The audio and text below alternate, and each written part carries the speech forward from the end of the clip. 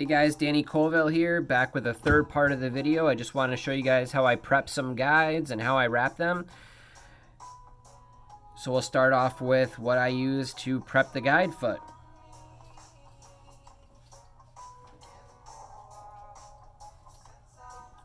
So the rod I'm working on right now, it's a 13-foot, 4-piece blood run, 6 to 12 pound rod.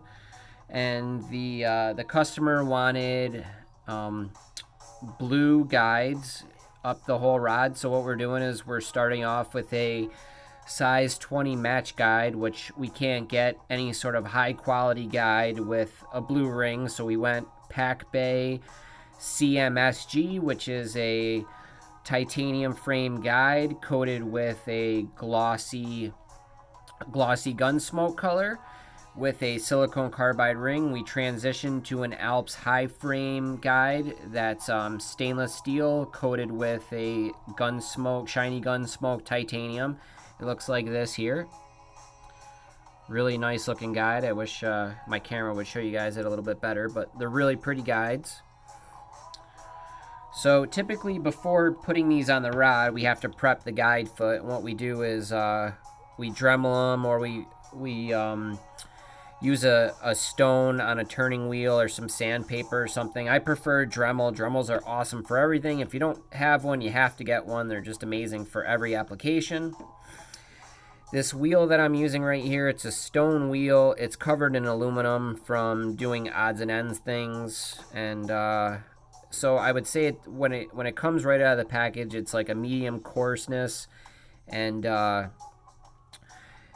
but now it's probably about a fine, which is, you can go with a fine or a medium. Even a coarse, as long as you don't have any sharp edges, that's going to cut the thread as you're wrapping the guides. So I'll turn this on to a medium speed. It's going to be hard to hear. I just use my hands gripping this. You wonder why my hands are so beat up? I do this kind of stuff all the time.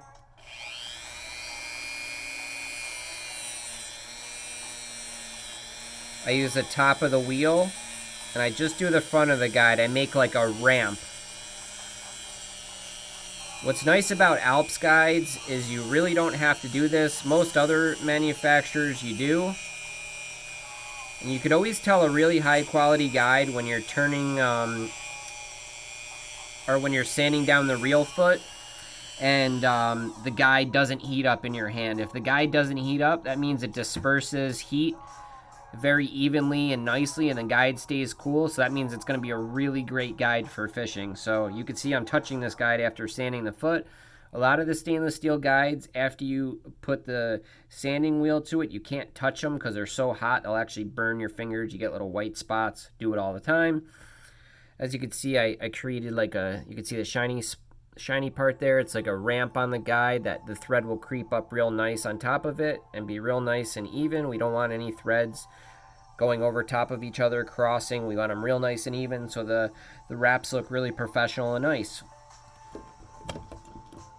All right, we'll get rid of the Dremel. We'll go on to some wrapping now.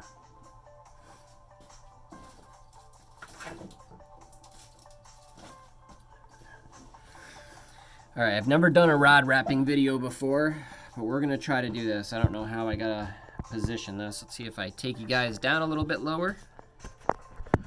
Boom, there we go. All right, so I already found the spine on my blank by putting a lot of pressure and flexing it, rolling it in my hand, and you could really feel it. It's hard to explain without doing it, but it kicks to the point of least resistance, which is a natural bend or natural curve in the rod, and that's where we want to wrap the guides. You could go either way with this blank I'm running. This is the Blood Run 6 to 12 pound blank. It's super nice. It's similar to the original 3-power Rain Shadow, the XST 1563, but it's got higher carbon ratings. They're 40, 50, 60 pound carbon in the tip section, so they're a little bit snappier. You could run the bigger size 8 guides without affecting the action too much. Great blank. If you guys haven't gotten a Blood Run rod, you got to get one. Great rod to have for all applications. They hold up great for salmon. Great steelhead rod. Probably my favorite all-around rod. If I could pick one, this would be it. Okay, so what you can't see is below my workbench here, I do have a pedal that is going to spin the rod blank for me. I don't know if you guys can see that little line where I marked the spine on the rod. So it spins with a foot pedal. I do really like to use the hand wrapping technique too a lot, and you'll see I'll probably end up doing that. I don't actually know how to explain it without doing it in front of you, but I'll show you guys how I'll do these smaller guides. When you get up towards the tip of the rod, I'm on the 4th section. I don't like to use any sort of trim band. It would add very minimal weight, the trim band, but I don't want to run a trim band because I don't want any extra weight. I will do inlays. Inlays towards the center of the guide don't create any extra weight. So the tools I have that I use, I have a small micro screwdriver that I dremeled the tip of it so it's not sharp. That's what I pack my threads together with. I have a set of ceramic scissors. You can hear they're nice and loud. You guys know I like to feel and hear everything I do. Hands-on guy. So I could really feel everything with these scissors. They help a lot. They stay sharp a long time. However, if you drop them, they will shatter. I've dropped a couple pairs of these and they don't hold up well to abuse.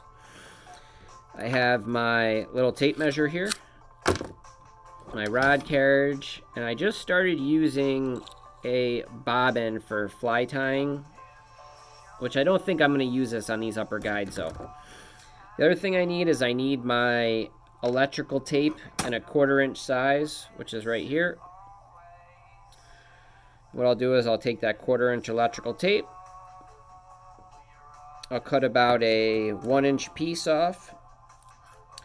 Now what I'm going to do is I'm going to cut that electrical tape right in half, and that's going to hold on the guide as I'm wrapping it.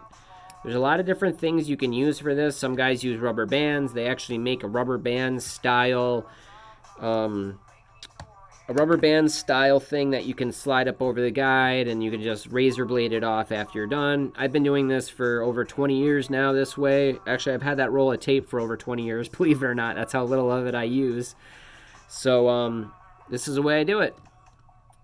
There's so many YouTube videos out there nowadays that show you guys how to do stuff in so many different ways that I kind of feel like I'm in the Stone Age with a lot of this stuff. Alright, so I don't know if you could see, but I had marked the guide spacing already. I'll put the other piece of tape up where the next guide is going to go. That way I utilize each piece of tape. Alright, now we take the guide that I ground the foot down on.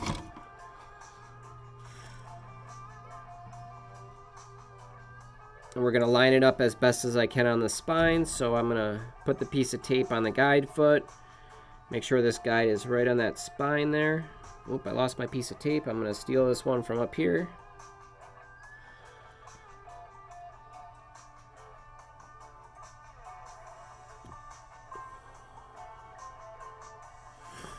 I'm super excited. It's getting warmer out and it's concert season. So there's a lot of good concerts this summer.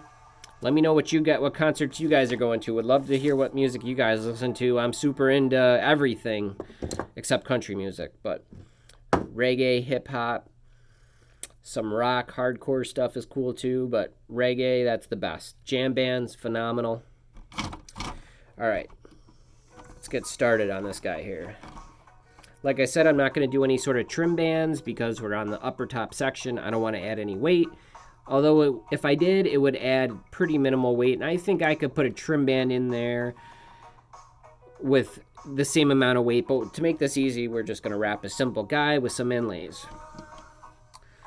So I'm going to bring it across the blank. Now I'm going to come over 1, 2, 3 times.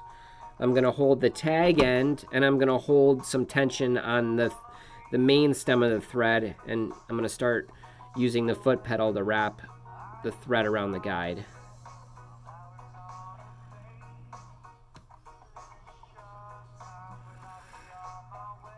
I don't know how many of you guys have custom rods, but I mean, there's nothing better than a rod that's actually made for you.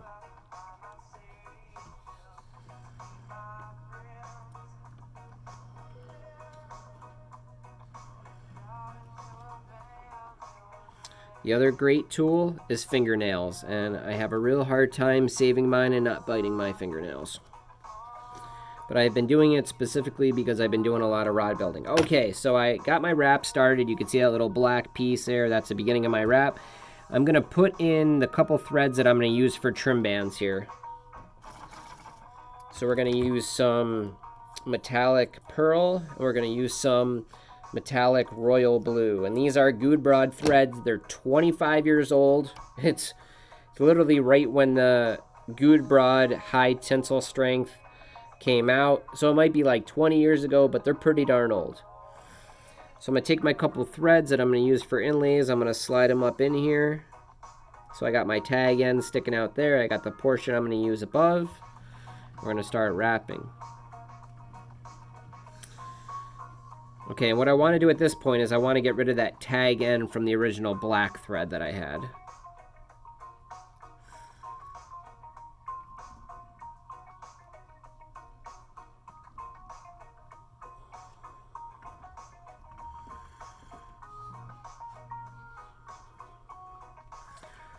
Okay, there's our tag end to black. I'm going to snip that there. You know what's kind of a really interesting phenomena? You guys ever try to snip something using your opposite hand? You could have super sharp scissors, and if you try to snip it with your non-dominant hand, it seems impossible to do. I don't know why. Like, I try to snip a thread, I can't do it. I go to my right hand, and I don't know if it's the angle I get or what, but really weird thing. Alright, so at this point, we're about halfway done with the guide. I'm going to pack down the threads to make sure there's no gaps in there, so it looks nice and clean and even. One thing I don't like, I mean, this doesn't matter much because when you can see the guide through the wrap, that means you have really good epoxy penetration, which is going to hold down the guide, but it drives me crazy when I see really high-end custom rods, like $1,000 custom rods that you can see the guide in the blank through the wraps. It's like, come on, guys, take your time. You're building something that someone's going to have for the rest of their life. Make sure that it's perfect. All right. So at this point, I'm going to estimate that, and I'm going to back this off because I think I have an overlapping thread at this point. I'm going to use my carriage, which has a loaded spring in there to keep backing my black off. Okay, that's where I went over there a little bit. Okay, so we're ready now to do the inlays. So I'm going to pull off my red tape here because I have enough of the foot wrapped that I don't have to worry about it anymore. If I didn't mention this, we have size 8 guides that we're running all the way to the tip. The reason I like the 8 so much is they are very ice-free. You don't get a lot of resistance during a cast, which is super nice, so you get more distance. And they don't change the weight of the tip too much. I mean, they are considerably heavier than like a recoil guide or something like that. But when you're talking about these medium light rods, they don't really change. With a snappier tip, they don't change the action much. One thing you don't want is you don't want tip sag. So what I'm going to do here is the same way you would do a faded wrap. We're going to take the black and we're going to strip a bunch out now so we can finish the top of the guide. But we're going to use these other 2 threads to kind of lock each other in as we're going. So we're able to do these inlays real nice and easily without having a bunch of pull-throughs and stuff like that. That way we can do 2 inlays with 1 inlay in the center next to 2 inlays without restarting and stopping a bunch. All right, so we're going to estimate how much thread I'm going to need to take off here. So I'm going to take about an arm length of thread here that I'm going to give me some extra so I can finish this wrap off here. I'm going to keep tension on it the whole time. Okay, now what I'm going to do is I want to take 2 pieces of pearl and trap in 2 wraps of blue. So what I'm going to do is I'm going to take the pearl and I'm going to overlap the black and put pressure down on it so it basically pinches the black thread down. And we're going to go around 2 times. Okay, and now what we're going to do is we're going to take our blue and we're going to pinch the pearl down the same way that we did the black thread. It's pretty simple. You just grab the thread and you just bring it over the top here. And now we're going to go 2 times. All right, now we're over 2 times with that. Now we're going to come back over 2 times with the pearl. And I'll show you guys what this looks like when it's done. It's absolutely gorgeous.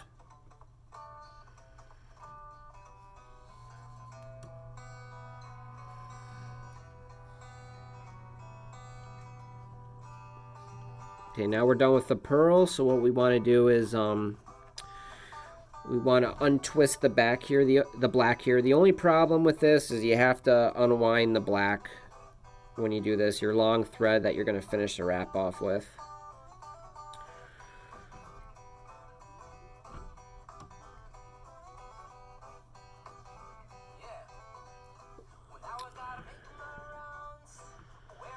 Okay, so I'll come over top of the pearl to lock it down, and then we'll just keep working our way up here.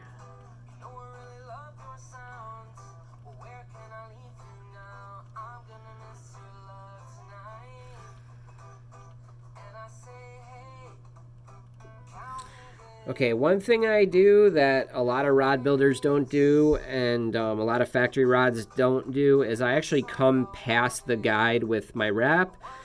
That way it creates an extra bit of locking mechanism above the guide, so you never have your guide get loose on the epoxy and wiggle their way out and get loose on you there. So this is basically, it's called a locking wrap. So at this point, we have to make sure that we come in tight to the bottom of the guide foot. And we're getting close to being done here. So at this point, I'm going to put my pull through, which is what I use to finish the wrap off with. It basically takes the end of the thread and it pulls it underneath the wrap portion so it locks it into place. What I'm going to do is, the best thing to use for this is metallic because it's stiff. It's stronger than the normal nylon. Most of them, some of them are a little weaker, like some of the more muted colors for some reason. Even if they're the high tensile, they seem to be a lot weaker than a lot of the other colors. Don't ask me why. Okay, so I'm going to take a piece of this blue here. Use my third hand, which is my mouth.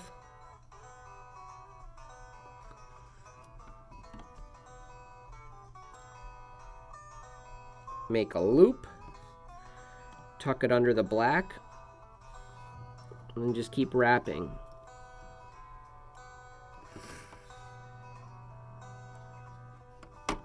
And we're getting about perfect. In a second, I'm going to pack down the black threads on this top side of the guide. And one more time. All right, now what I'm going to do is I'm going to take the end of the black thread here. I'm going to trim it so I don't have to pull through that giant piece of black.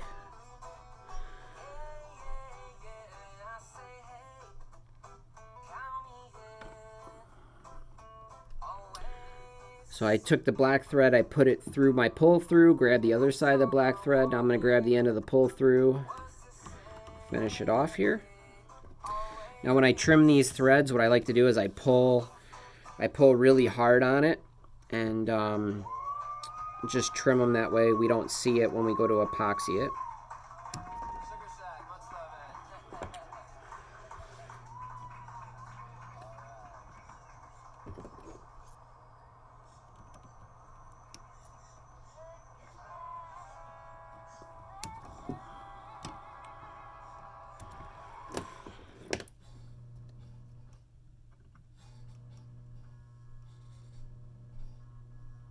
So I'm just packing down my top section of thread, and I'll show you guys what that looks like. I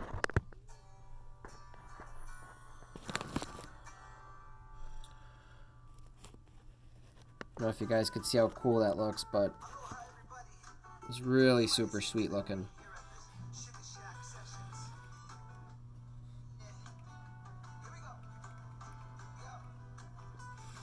And that's how I do the wrapping, guys.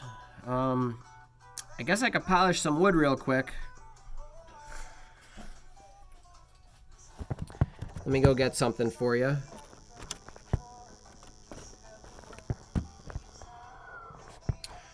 Okay, so what I have here is I have my polishing buffing wheel. You can get this at any sort of woodworking online store. You get them at Rockler. This is called a PSI woodworking product. It's called the Pro Buff. It's a 7,000 RPM buffing system. I have my waxing side here, and I have my white diamond side here.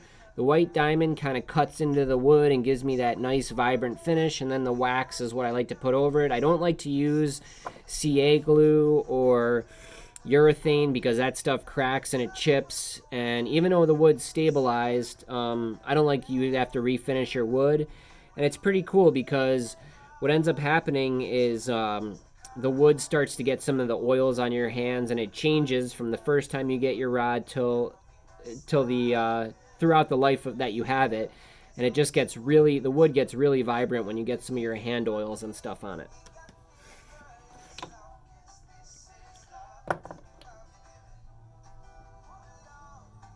Okay, hang tight 1 second.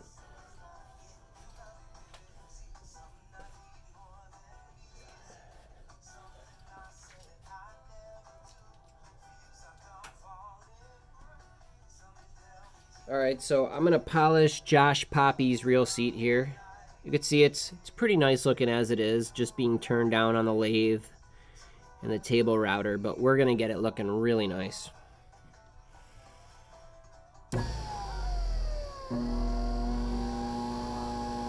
So we have to apply the white diamond or the wax, and that's simply just touch it up here.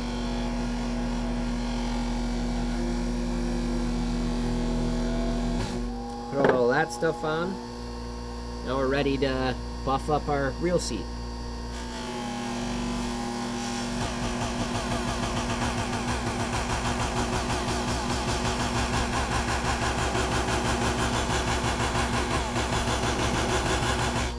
If you do this, you want to wear goggles. I'm not, because I don't know where they are right now, but you really should wear them.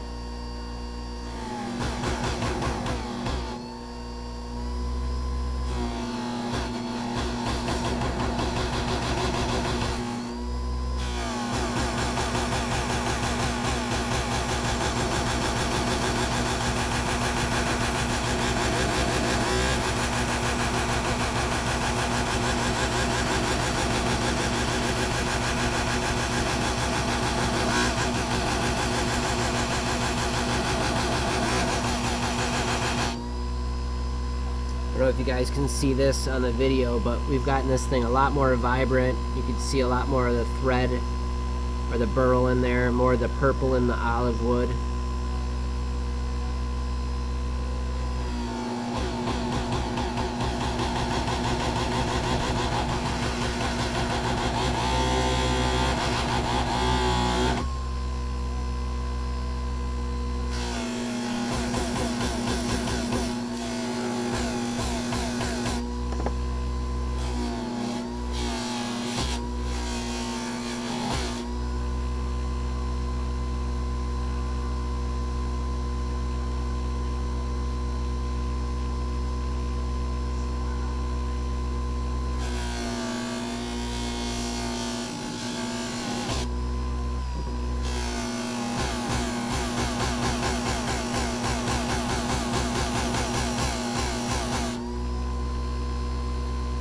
Alright, now we're going to go to some wax.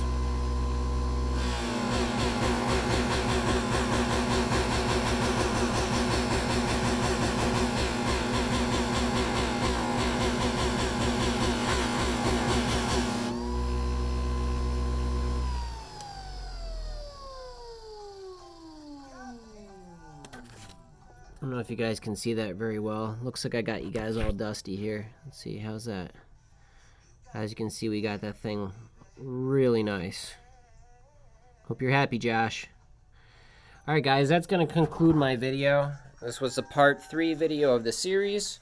If you guys want to see me do anything else in the shop here, let me know. I could wrap rods, I could turn down handles, I could glue up handles, I could glue up carbon fiber reel seats, whatever would help you guys, whatever you want to see, let me know. I could work it out for you. Thanks for watching. I appreciate everything you guys do. Much love and bless up.